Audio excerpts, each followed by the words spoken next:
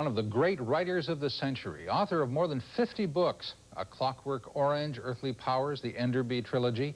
Now 70 years old, Burgess is still writing 1,000 words a day.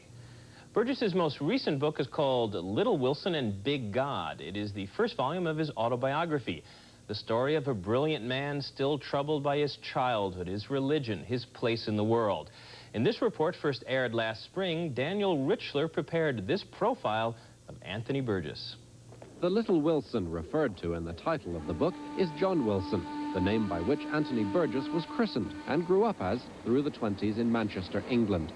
At that time, Burgess writes, Manchester was a great city, Cottonopolis, the cradle of Britain's industrial system, the mother of liberalism.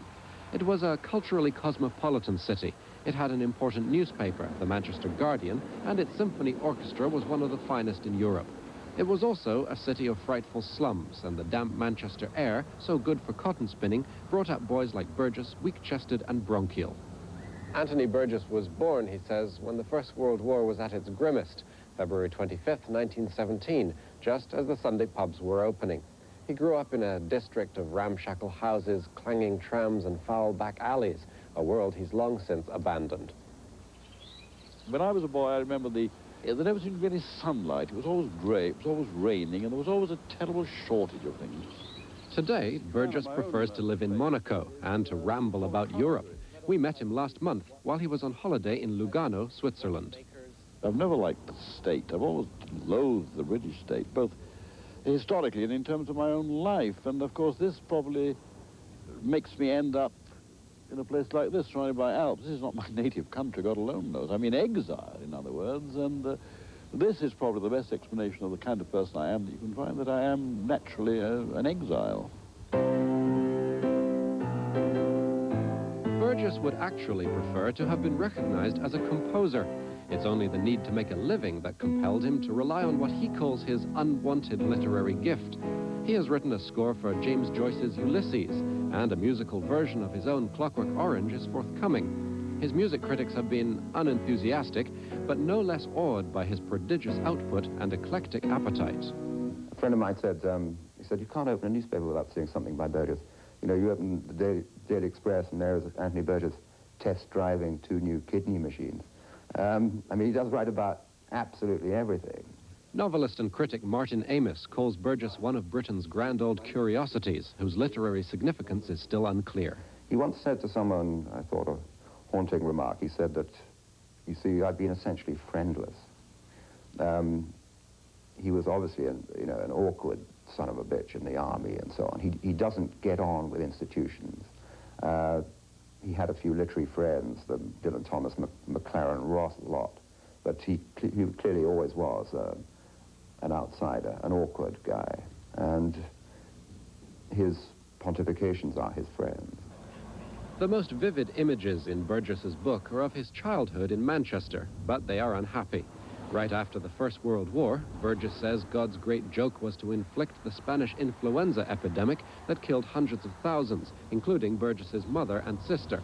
He was found chuckling in his cot while they lay dead in the same room. There has been in me all my life a certain sense of loss, a feeling that I didn't have what other people had. Namely, I never had a mother, and looking back on early life, I feel a little resentful that I never had this kind of parental attention, parental love that other people seem to have without any trouble at all. The lack of a mother, the lack of filiality in my life, and having to find substitutes for a mother, which I suppose I eventually found tried to find in religion without any success, and without being too, how shall I put it, too highbrow about it, probably found in art. Burgess certainly didn't find it in his father. He was a remote man who spent most of his time at the pub, quenching a heavy thirst for beer. His father was a pianist by profession, but the only instruction he ever gave his son was to show him the location of Middle C. When Burgess was 5, his father was working as the full-time pianist in a Manchester pub called the Golden Eagle, and he met and married the landlady there. The pub became their home. The Golden Eagle is destroyed now, but Burgess describes it as a boozer of Victorian amplitude, which means that it was a spit and sawdust establishment fit mainly for 3 things: drinking, singing, and brawling. Oh, give me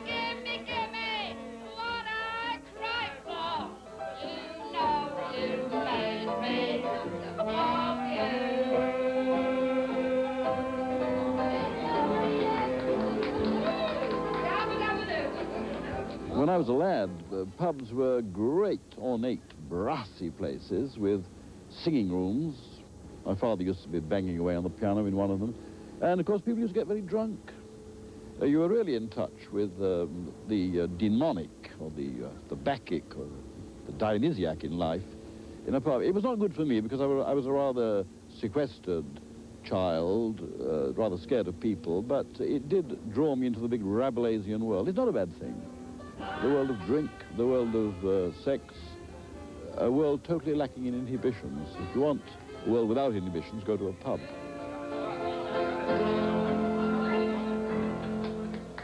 In your book, you describe some of your earliest memories, which are inextricably attached to your father playing piano. Indeed, yeah. Pub songs and folk songs. I know.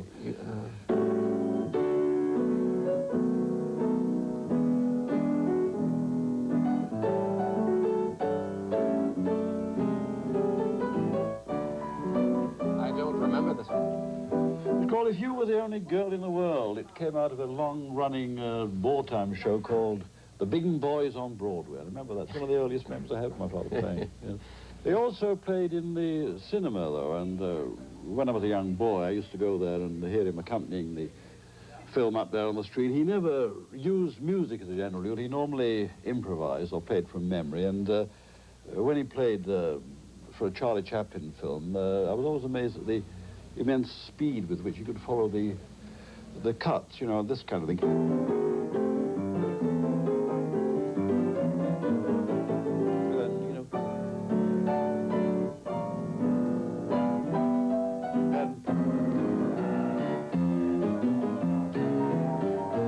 Back to so it's gone like that forever.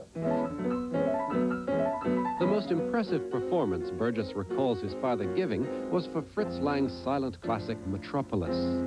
The movie's images of a cowed proletariat, oppressive architecture, and tyrannical machines marked the 10-year-old Burgess's imagination indelibly.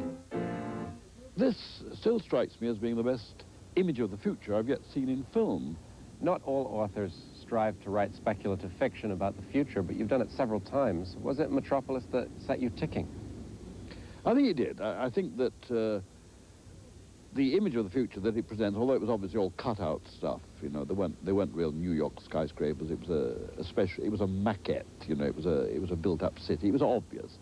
This really, you're quite right. It implanted in me a desire to eventually to use words to depict not the present nor the past, but this unimaginable future. I think the British have been rather good at that in a curious way. I had an attempt at doing that about 25 years ago when I wrote a novel called A Clockwork Orange. They tell me this was prophetic, but I don't think so. I don't think one can prophesy, any more than Orwell could. But the future is a force that does exist for the novelist. There's no doubt at all about that. A Clockwork Orange has earned Burgess a measure of fame that irritates him. He says it's not his favorite book in the first place, and that Stanley Kubrick's movie misrepresented the spirit of it. The book is about a young man whose principal interests are Beethoven and ultra-violence, but it's also an optimistic book concluding that teenage violence is just a passing phase. Kubrick's movie, meanwhile, was long on violence and short on philosophy. I saw it, I was impressed by it. I thought it was rather boring in places, as Kubrick is boring. You know, Kubrick is a boring, let's be honest, a boring but clever director. I felt that Kubrick had not understood what the book was about. The book is really about a very Catholic theme, the importance of free will. We must have good, we must have evil, and we must have the power of choice. Once the power of choice is taken away, then we cease to be human beings. That's all the story was about. Lord, have mercy on your flock. It was here at the Church of English Martyrs that Burgess received his early Catholic education. He says he discovered that Catholicism had chiefly to do with eternal punishment for trivial offenses. At 7, he was terrified by the idea of digesting the body and blood of Christ. At 10, he wondered if God really would condemn a boy to hell for the act of picking his nose. By his teens, confession was merely something he performed between sins. Today, Burgess describes himself as a lapsed Catholic, although he's never been able to escape the awesome visions of damnation. His lifelong obsession with Catholic doctrine has made him, alongside Evelyn Waugh, Graham Greene, and especially James Joyce, one of the prominent Catholic authors of our age. I suppose I was fairly highly sexed as a youth, and sought sexual experience early, or had it thrust upon me. Then came the horrible business of having to confess it. Having to go to a priest and say, Father, I've done something terribly wrong. What was it, my son? Well, I slept with a girl, Father. What? You did what? And so it went on, and yet, having confessed the sin and having received absolution that I will never do it again, you knew damn well you would do it again. This conflict between the God of one's groin, if you like, and the God up there was always a pretty persistent one. And of course, it still goes on to some extent. Everything that Burgess writes is shot through and through with his lifelong love-hate relationship with the Catholic Church. Robertson Davies and Anthony Burgess have long been mutual admirers. Davies reviewed Little Wilson and Big God for the New York Times Book Review. He is an extremely determined Catholic, but he has the mind of a Protestant. He doesn't want to submit to authority. He wants to have the Protestant freedom to relate to God as he himself sees best. The body of Christ. Burgess's teenage resistance to Catholic doctrine prompted his principal to say, it's a sad business, a matter of Little Wilson and Big God. But John Anthony Burgess Wilson became an agnostic and now calls himself a Manichae, one who believes that the wrong God, a malicious one, is temporarily ruling. When I was a boy, we were brought up on hell. As I get older now, I approach death. I can't help that. I mean, it's something that's going to happen, and I feel that hell may be a reality. However clever, however intellectual we are, however rationalist we are, you can't get away from the fact there may be a hell. When the Jesuits say, you know, give me a child at the age of 4 or 5 and I've got him for life, there's a lot of truth in that. My background, my thinking, my sensibility is totally Catholic, even though I don't really believe. Burgess's nostalgia is for pre-war Britain. Manchester's industry made it a target for the Luftwaffe during World War II. Today it's a battered emblem of Britain's depressed economy. The second half of Burgess's book leaves England behind almost completely and reveals his increasing disaffection with the British way of life. I think the real reason why I left England in 1968, which is very nearly 20 years ago, was because England doesn't like its writers very much. England is not an easy country to write in. It's always regarded as a kind of profession of a degraded kind. You're not really making anything. Whereas in continental countries like France, Italy, it's accepted. It's a job like anything else. They call you maestro or maître. You feel a bit of a lift at doing a job which is regarded as of some value.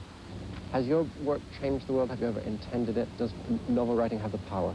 I don't think that the writing of a novel is necessarily all that important a thing to do. It's not like founding a new religion or indeed inventing a thing like the miniskirt or producing a new kind of music like the rock or pop specialists. But I do think that, say, in the 19th century, a writer like Dickens did have a quite perceptible influence on the way people thought, the way people behaved.